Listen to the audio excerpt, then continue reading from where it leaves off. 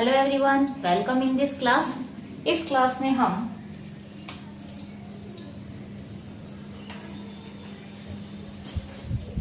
Meaning of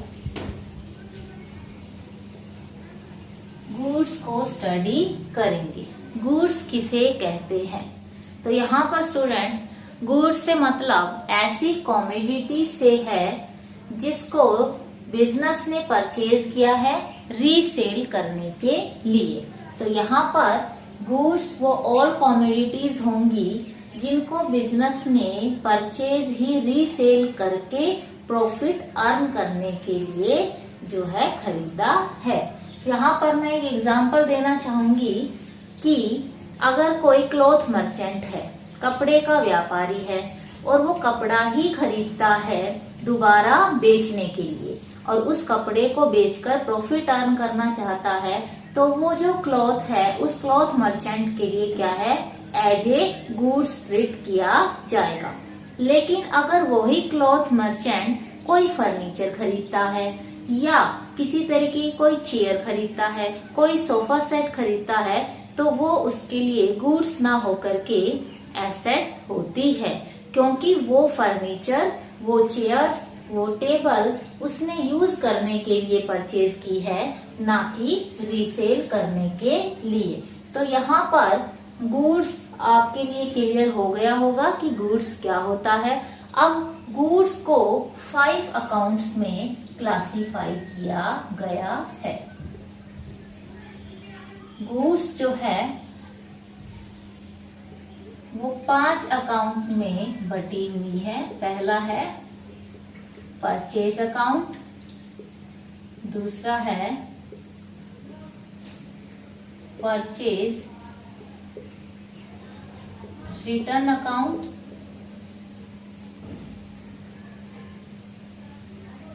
या इसे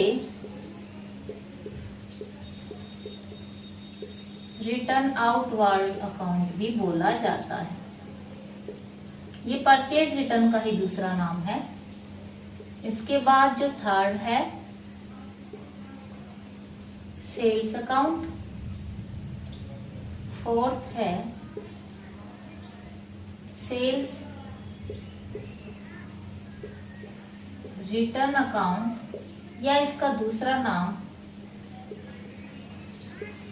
return inward account भी कहा जाएगा। और जो लास्ट है वो है स्टॉक अकाउंट। तो यहाँ पर गुड्स को 5 अकाउंट्स में क्लासिफाई किया गया है। अब हम सभी को एक एक करके स्टडी करेंगे। तो यहाँ पे सबसे पहला जो अकाउंट है वो है परचेज अकाउंट। अगर बिजनेस एंटिटी किसी भी गुड्स को परचेज करती है तो उस समय हम गुड्स अकाउंट डेबिटेड ना करके उसकी जगह पर परचेज अकाउंट को डेबिटेड करेंगे, क्योंकि जब भी कोई परचेज होती है तो वो बिजनेस के लिए क्या होगी, एक खर्चा होगी। और जब बिजनेस के लिए एक खर्चा है तो खर्चे को हम क्या, ये सारे नॉमिनल अकाउंट है, सभी को हम नॉमिनल अकाउंट की तरह जो है जनरलाइजिंग करेंगे।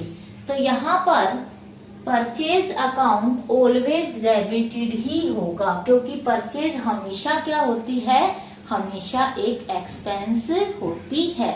आई रिपीटेड अगेन कि अगर कोई बिजनेस किसी तरीके की कोई भी गुड्स जिसका वो व्यापार कर रहा है खरीदता है, तो वो गुड्स अकाउंट डेबिटेड करने की बजाय परचेज अकाउंट डेबिटेड करेगा, क्योंकि इसको परचेज माना जाएगा। यहाँ पर परचेज जो है बिजनेस के लिए एक्सपेंस है, तो ये कौन सा अकाउंट है, ये नॉमिनल अकाउंट की कैटेगरी में आएगा। और नॉमिनल अकाउंट है तो हमने इसका रूल पढ़ा है, all debit all the expenses, तो ऑलवेज परचेज अकाउंट डेबिटेड ही होगा। हमेशा परचेज अकाउंट का डेबिट बैलेंस होता है। इसके बाद नेक्स्ट जो अकाउंट है वो है परचेज रिटर्न। अगर बिजनेस एंटिटी ने कोई परचेज की थी लेकिन जो परचेज की वो गुड्स अगर उसकी जो उसने क्वालिटी चाही थी उस क्वालिटी के अकॉर्डिंग नहीं आई, या जो सैंपल देखा था उस सैंपल के अकॉर्डिंग उसे नहीं मिली, तो वो उसको क्या कर देता है, रिटर्न कर देता है। तो ये परचेज रिटर्न अकाउंट होगा। अब रिटर्न करने से उसका खर्चा क्या हो गया, कम हो गया। और जब खर्चा हुआ था तो हमने परचेज अकाउंट को क्या किया था, डेबिटेड किया था। अब वो खर्चा कम हो रहा है, तो कम हो रहा है तो उसे क्या करना है, आपको क्रेडिट कर देना है। ये हमेशा क्रेडिटेड होगा। I hope student you got it. Purchase account always credited होता है, क्योंकि जब एक्सपेंस रिड्यूस हो रहे हैं और एक्सपेंस को हमने डेबिट किया है तो परचेज रिटर्न क्रेडिट हो जाएगा। जैसे मैं एक एग्जांपल लेती हूँ कि बिजनेस एंटिटी ने 60,000 की गुड्स जो है वो परचेज्ड की। अब यहाँ पर जब परचेज की होगी तो क्या जनरल एंट्री हुई होगी, यहाँ जनरल एंट्री हुई होगी, क्योंकि गुड्स है तो परचेज अकाउंट डेबिटेड हुआ होगा 60,000 से, और ये पैसा कैश में दिया है तो टू कैश अकाउंट होगा कितने से, 60,000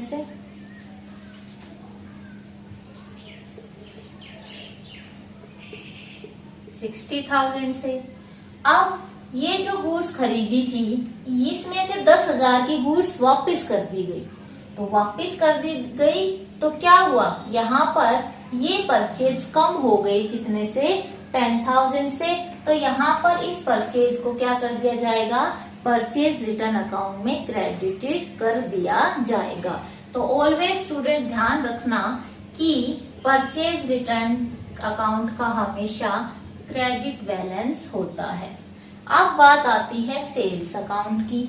जब भी इन गुड्स को बेचा जाएगा तो sales account, goods account credited होने की बजाय उसकी जगह पर सेल्स अकाउंट क्रेडिटेड होगा, क्योंकि जब भी कोई सेल होती है तो बिजनेस के लिए वो क्या होगी, इनकम होगी। और जब इनकम होगी तो हमने यहाँ पर इनकम कौन से अकाउंट में आती है, नॉमिनल अकाउंट में आती है, तो यहाँ पर वो इनकम क्रेडिटेड कर दी जाएगी। इसका ऑलवेज बैलेंस कैसा होता है, क्रेडिटेड बैलेंस होता है। तो यहाँ पे हमने परचेज रिटर्न को देखा, ये भी नॉमिनल अकाउंट है, एक तरीके से गेन हो रहा है, जो हमने पहले जो एक्सपेंस किया था वो वापस मिल रहा है, तो ये भी नॉमिनल अकाउंट है, ये भी नॉमिनल अकाउंट है। और ये नॉमिनल अकाउंट किससे रिलेटेड है, इनकम से रिलेटेड है, तो इसे क्रेडिट कर दिया जाएगा। सेल्स रिटर्न अकाउंट, जब भी कोई सेल्स हमने की है अगर वो ग्राहक को, कस्टमर को पसंद नहीं आती है तो कुछ टाइम पीरियड में वो उसे वापस कर देता है, तो वो सेल्स रिटर्न अकाउंट हमारा डेबिट हो जाएगा, क्योंकि हमारी जो इनकम थी वो क्या हो गई, कम हो गई, रिवर्स इफेक्ट पड़ा। तो यहाँ पर सेल्स अकाउंट डेबिटेड हो जाएगा। अब है सेल्स रिटर्न अकाउंट को क्या कहा जाएगा, इसको रिटर्न इनवार्ड भी कहा जाता है, कि जो सामान बेचा था वो दोबारा इन हो रहा है। परचेज रिटर्न अकाउंट को रिटर्न आउटवार्ड भी कहा जाता है, क्योंकि जो सामान हमने खरीदा था वो अब हम आउट कर रहे हैं, तो इसके ये अनदर नेम है। अब जो सामान अनबिका रह गया वो क्या कहलाएगा, स्टॉक अकाउंट में चला जाएगा। जो गुड्स अनबिकी रह गई वो क्लोजिंग स्टॉक में दिखाई जाएगी। तो यहाँ पर स्टॉक जो है वो एक तरीके से एसेट होता है, उसको कैरी फॉरवर्ड भी किया जाता है। तो ये सारे हमने गुड्स को क्लासिफाई किया कितने पार्ट्स में, 5 पार्ट्स में। अब इसके बाद स्टूडेंट्स कुछ इंपॉर्टेंट पॉइंट्स हैं, जब आप ट्रांजैक्शन देखोगे उस समय आपको ध्यान रखने हैं कि इस ट्रांजैक्शन को कैश ट्रांजैक्शन माना जाए या इसे क्रेडिट ट्रांजैक्शन माना जाए।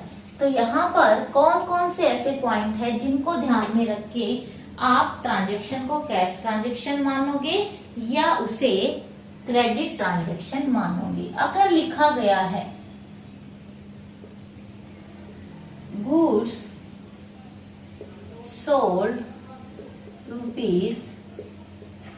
₹5,000, तो यहां पर इसे कौन सी ट्रांजैक्शन माना जाएगा? क्योंकि अमाउंट दे दी, पार्टी का नाम नहीं दिया, तो ये ट्रांजैक्शन ऑलवेज कैश ट्रांजैक्शन होगी। मैंने आपको एक एग्जांपल दिया था कि जब भी हम कोई कैश में ट्रांजैक्शन करते हैं, कुछ भी खरीदारी करते हैं, तो क्या जो सेलर होता है आपका नाम गांव आपका एड्रेस पूछता है? नहीं पूछता है। क्यों? क्योंकि उसको कैश मिल चुका है, अब आपका उससे कोई लेना देना नहीं है। तो यहाँ पर जो भी कैश ट्रांजैक्शन होती है उसमें बहुत रेयरली जो है मिलता है पार्टी का नाम। तो यहाँ पर अगर आपको अमाउंट दिया है, पार्टी का नाम नहीं है, तो इसे क्या माना जाएगा? इसे आपको कैश ट्रांजैक्शन मानना है। इसके बाद अगर लिखा है goods sold to Mohan in cash, तो यहाँ पे देखिए पार्टी का नाम भी आ गया और यहाँ पे इन कैश क्लियरली मेंशन कर दिया कि ये ट्रांजैक्शन कैसी है? कैश ट्रांजैक्शन है। तो इसे क्या माना जाएगा? कैश ट्रांजैक्शन माना जाएगा। यहाँ पे आपको देखना है कि ट्रांजैक्शन में पार्टी का नाम दिया है, उसके साथ साथ कैश भी वर्ड अगर मेंशन किया है तो वो कैश ट्रांजैक्शन ही होगी। थर्ड जो है गुड्स सोल्ड टू गोपाल, अब यहाँ पे ना किसी तरीके की अमाउंट दी गई, ना कैश वर्ड लिखा गया, तो यहाँ पर पार्टी का नाम दे दिया है। पार्टी का नाम दे दिया है तो इसे क्रेडिट ट्रांजैक्शन माना जाएगा। मतलब कैश अकाउंट को हम क्रेडिट ना करके इसे हम डेबिट ना करके इसे हम गोपाल अकाउंट को डेबिट करेंगे, क्योंकि गोपाल को अपनी बुक्स में हमने डेटर बना दिया है, उससे हमें पैसे लेने हैं। तो ये था इनकम के रिगार्डिंग। अब इनकम के रिगार्डिंग जो है किस किस तरीके के आपको ध्यान रखना है पॉइंट्स का, जिससे आप क्लियर कर सके कि इज इट कैश ट्रांजैक्शन और इज इट क्रेडिट ट्रांजैक्शन। तो अब है एक्सपेंसेस के रिगार्डिंग।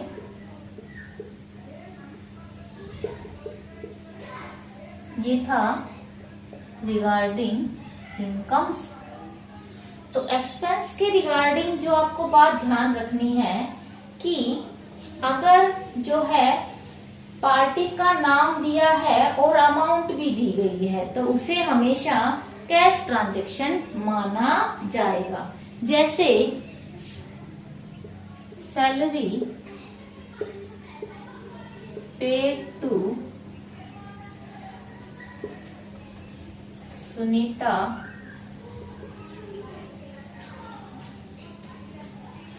ऑफ ₹50,000, 50,000 रुपए सैलरी के रूप में दिए। तो यहाँ पे अमाउंट दे दी है, तो ये हमेशा कैसी ट्रांजैक्शन मानी जाएगी?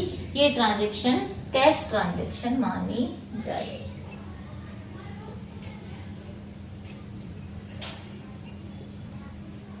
यहाँ पर डियर स्टूडेंट्स आपको ध्यान रखना है कि अगर पेड या पेमेंट इस तरीके का वर्ड यूज किया है तो इट मीन्स पेमेंट कर दी है।